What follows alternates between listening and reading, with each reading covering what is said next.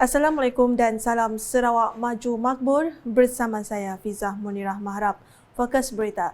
Infrastruktur asas di kawasan seliaan Dewan Bandaraya Kuching Utara akan dipertingkatkan dalam perancangan jangka panjang negeri Sarawak bagi menghadapi peningkatan jumlah penduduk.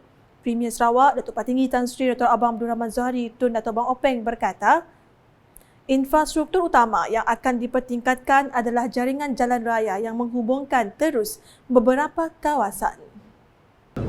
Satu-satu infrastruktur yang sangat penting ialah kita membesarkan jalan-jalan kita. Tadi disebut oleh Datuk Bandar, kita akan membangunkan jalan daripada Bulatan Yayasan Sarawak terus ke Damai. Sebenarnya boleh tahan juga mulai jalan tu Nyakolin dan juga ada laluan khas untuk ERP. Sambil dia ada lane basikal dan juga untuk orang berjalan kaki. Beliau berkata demikian semasa berucap dalam majlis makan malam bersama Kejiranan Mesra KJM di Dewan Undangan Negeri Dun Sarawak pada malam Rabu. Tambah beliau lagi, projek-projek melibatkan pembukaan jalan-jalan baharu secara tidak langsung membolehkan pihak kerajaan membuka kawasan perumahan baharu bagi menampung jumlah penduduk yang semakin meningkat. Apabila siap jalan tu sedang dilaksanakan, ia akan membukakan kawasan baru di mana kita boleh membangunkan skim perumahan. Jadi orang Kuching bertambah, kita ada kawasan-kawasan yang baru yang boleh kita buat projek perumahan untuk yang kualitinya ada. Dalam pada itu, Datuk Patinggi Abang Zohari tidak menolak bahawa kos pelaksanaan projek-projek ini nanti akan menelan perbelanjaan yang besar, namun beliau yakin dengan keutuhan kewangan Sarawak sekarang menjadikan ia dapat dicapai seterusnya memberi manfaat kepada rakyat di kawasan DBKU. Ada sama isteri kepada Premier Sarawak Datuk Amar Jumaani Tun Tuanku Bujang, Setiausaha Kerajaan Negeri Sarawak Datuk Amar Muhammad Abu Bakar Marzuki, Timbalan Menteri Utiliti dan Telekomunikasi Datuk Dr. Abdul Rahman Junaidi, Timbalan Menteri Tenaga dan Kelestarian Alam Sekitar Sarawak Datuk Dr. Haslan Abang Hibni, Timbalan Menteri di Jabatan Premier Sarawak Undang-Undang MA 63 dan Hubungan Negeri Persekutuan Datuk Sharifah Hasidah Said Aman Ghazali serta div-div kenamaan yang lain. Sementara itu, Datuk Patinggi Abang Zohari menjelaskan kawasan Dewan Bandaraya Kuching Utara DBKU telah diiktiraf sebagai kawasan Geopark atau lebih dikenali sebagai Sarawak Delta Geopark. Dalam hal ini, Datuk Patinggi Abang Zohari menyeru agar masyarakat di Sarawak khususnya yang tinggal di kawasan DBKU untuk terus menjaga kebersihan alam sekitar agar ianya terus terpelihara walaupun sedang mendepani pembangunan pesat. Kawasan di PKU adalah di bawah Geopark, iaitu Sarawak Delta Geopark. Ini adalah setaraf dengan Langkawi, Pulau Langkawi dan juga kawasan di Blok Perak, di Perak. Jadi kita telah diiktirafkan, diberi pengiktirafan Sarawak Geopark.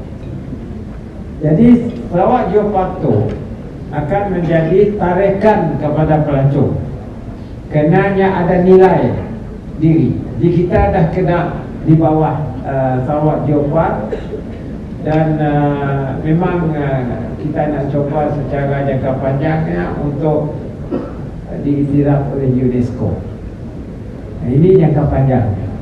Tetapi orang di Kuching tu mestilah menjaga kebersihan dan juga nilai estetika yang kata oleh Datuk Bandar tadi di kawasan Geopark tu. Dalam majlis tersebut, Datuk Patinggi Abang Zohari turut memberikan pentauliahan kepada Kejiranan Mesra KJM yang baharu iaitu KJM di kawasan Kuching Old Town dan memberi insentif sebagai tanda penghargaan kepada KJM yang aktif serta pengiktirafan kepada pengerusi KJM yang perlu dicontohi. Seterusnya, Menteri Pengangkutan Sarawak, Datuk Seri Lee Kim Shin telah melakukan lawatan ke Bazar Kongsi Miri 2024 di High Street dan Jalan Kingsway di Miri pada malam Rabu. Semasa lawatan, Datuk Seri Lee berkesempatan beramah mesra dan berinteraksi dengan peniaga dan orang awam yang turut hadir memeriahkan Bazar Kongsi tersebut sehingga jam 11 malam. Para peniaga dan orang ramai juga tidak melepaskan peluang untuk merakamkan kenangan bersama Ahli Dewan Undangan Negeri Adun Senadin itu. Datuk Seri Lee juga berharap agar semua rakyat diberikan kesihatan yang baik dan keceriaan pada tahun baru kali ini di samping ekonomi negara yang stabil dan keamanan hidup rakyat berbilang bangsa dan agama. Lebih 300 gerai dibuka pada bazar berkenaan bermula dari 2 Februari hingga 9 Februari 2024. Selanjutnya di Simanggang, Timbalan Menteri Pendidikan, Inovasi dan Pembangunan Bakat Sarawak Datuk Francis Harden Hollis telah meneluskan dana projek kecil luar bandar MRP kepada 3 persatuan di kawasannya. Persatuan-persatuan yang menerima darjatan kuasa pengurusan Tokong Pekan Lingga, Lembaga Pengurusan Sekolah LPS dan Persatuan Ibu Bapa dan Guru PIBG, Sekolah Jenis Kebangsaan Cina SJKC Chung Hua Lingga yang mana masing-masing menerima dana sebanyak RM3,000. Penyerahan itu disempurnakan dalam sesi perjumpaan bersama Ketua Masyarakat dan Ketua Kaum KMKK dan Pengerusi Pertubuhan di Pekan Lingga Anjuran Wanita Parti Rakyat Bersatu Sarawak SUPP Cawangan Lingga pada Rabu. Menurut beliau, penganjuran sesi perjumpaan tersebut bertujuan mendampingi masyarakat dan menjalinkan hubungan dengan komuniti Cina menjelang sambutan Tahun Baru Cina yang bakal tiba. Beralih dengan laporan berikut. Petroleum Sarawak Berhad Petros telah dilantik oleh Kerajaan Sarawak sebagai aggregator gas di bawah Ordinan Pengagihan Gas Pindaan 2023 yang berkuat kuasa pada 1 Februari lepas. Melalui pelantikan tersebut, Petros akan memikul tanggungjawab bagi perolehan gas asli serta pembangunan operasi dan penyelenggaraan rangkaian dan sistem pengedaran gas untuk membekalkan kepada industri dan pengguna lain di Sarawak. Dalam satu kenyataan media oleh Kementerian Utiliti dan Telekomunikasi MUT Sarawak baru-baru ini memberitahu Petros sebagai aggregator gas adalah penting untuk memajukan objektif Sarawak yang digariskan dalam Pelan Hala Tuju Gas Sarawak. Jelasnya dengan mempertingkatkan penggunaan gas asli dan memastikan keselamatan bekalannya, Petros memainkan peranan penting dalam memudahkan penyertaan tempatan dan asing dalam sektor gas, seterusnya memupuk pembangunan ekonomi melalui aktiviti nilai tambah yang menjana peluang pekerjaan. Tambah kenyataan tersebut, inisiatif ini selaras dengan matlamat strategi pembangunan pasca COVID-19 PCDS 2030 yang bertujuan mencapai pertumbuhan sosioekonomi yang mampan dan meletakkan Sarawak sebagai wilayah maju dengan ekonomi berpendapatan tinggi menjelang tahun 2030. Di bawah Ordinan Pengagihan Gas, semua pengeluar gas huluan termasuk Petroleum Nasional Berhad Petronas diberi mandat untuk bekerjasama rapat dengan Petros bagi membolehkan syarikat itu memenuhi peranan berkanunnya sebagai aggregator gas. Sehubungan itu, inisiatif ini akan menyokong realisasi agenda pembangunan Kerajaan Sarawak seperti yang digariskan dalam Pelan Hala Tuju Gas Sarawak. Menurutnya, pematuhan dengan ordinan mewajibkan mana-mana pihak yang terlibat dalam aktiviti yang berkaitan dengan pengedaran gas termasuk pengeluar gas mesti mendapatkan lesen yang diperlukan. Manakala di Bintulu, para ibu bapa digesa untuk memastikan pembelajaran anak-anak secara berterusan terutama sekali di rumah.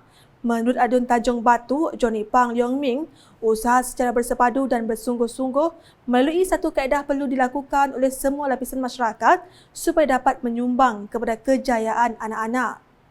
Oleh itu, ibu bapa perlu menitikberatkan soal pembelajaran secara berterusan bukan sahaja di sekolah tetapi juga di rumah. Sebagai ibu bapa, kita juga perlu melakukan refleksi diri atau memuhasabah apakah mencapai atau cukup setakat menyerahkan tanggungjawab kepada guru-guru dan pihak sekolah semata-mata. Ibu bapa perlu memastikan usaha yang dimulakan di sekolah akan diteruskan apabila murid-murid balik di sekolah. Katanya semasa berucap pada Majlis Anugerah Kecemerlangan Sekolah Kebangsaan SK Asyakirin 2023-2024 di Bintulu pada Rabu. Johnny Pang menambah untuk menjadi seorang murid yang cemerlang, pelajar harus mempunyai sikap rajin berusaha dan tidak mudah berputus asa. Beliau juga mengucapkan syabas dan tahniah kepada para pelajar yang menerima hadiah dan berharap pencapaian mereka tidak terhenti di situ sahaja. Ke perkembangan berikut. Sebanyak 21,418 kes kemalangan jalan raya telah direkodkan sepanjang Januari hingga Disember tahun 2023. Pesuruhjaya Polis Sarawak Datuk Manca Atta berkata, ia merupakan peningkatan sebanyak 1,911 daripada 19,507 kes pada tahun 2022. Menurutnya, peningkatan kes kemalangan jalan raya ini berpunca daripada sikap pemandu atau pengguna jalan raya itu sendiri. Pihak Polis Darjah Malaysia ingin menasihatkan kepada semua pengguna jalan raya supaya mematuhi undang-undang dan peraturan lalu lintas yang berkuasa di samping mematuhi arahan polis yang bertugas di sepanjang tempoh musim perayaan ini. Tindakan tegas akan diambil ke atas mana-mana pengguna jalan raya yang didapati melanggar dan tidak mematuhi peraturan lalu lintas. Sentiasa utamakan keselamatan diri, keluarga dan pengguna jalan raya yang lain agar kemalangan dapat dielakkan. Beliau berkata demikian dalam program advokasi, pemantauan dan penguatkuasaan undang-undang dan Majlis Pelancaran Ops Selamat sempena perayaan Tahun Baru Cina tahun 2024 bertempat di Ibu Pejabat Polis Kontijen Sarawak di Kuching pada Rabu. Datuk Manca menambah PDRM Sarawak turut berkolaborasi dengan Lembaga Sungai-Sungai Sarawak dan Jabatan Laut Sarawak dalam Ops Selamat ini untuk memastikan keselamatan penumpang yang menggunakan perkhidmatan pengangkutan air terjamin. Sepanjang tempoh Ops Selamat 200 pada tahun Baru Cina 2024, seramai lebih kurang 850 orang pegawai kanan dan pegawai rendah polis daripada semua elemen di peringkat IPK dan IPD di Kuching Sarawak dilibatkan bagi menentukan keselamatan pengguna jalan raya berjamin di samping untuk memastikan lalu lintas bergerak dengan lancar. Sekian edisi malam bersama saya Fiza Munirah. Berita berlanjut boleh didapati di semua platform media selukas termasuk portal ukas.sarawak.gov.my dan Ukas channel di YouTube. Sebelum mengakhiri buletin Ukas, saksikan serotan Majlis Makan Malam bersama Kejiranan Mesra KJM di Dewan Undangan Negeri Sarawak pada malam Rabu. #Saluran Informasi Rakyat Salam Ukas.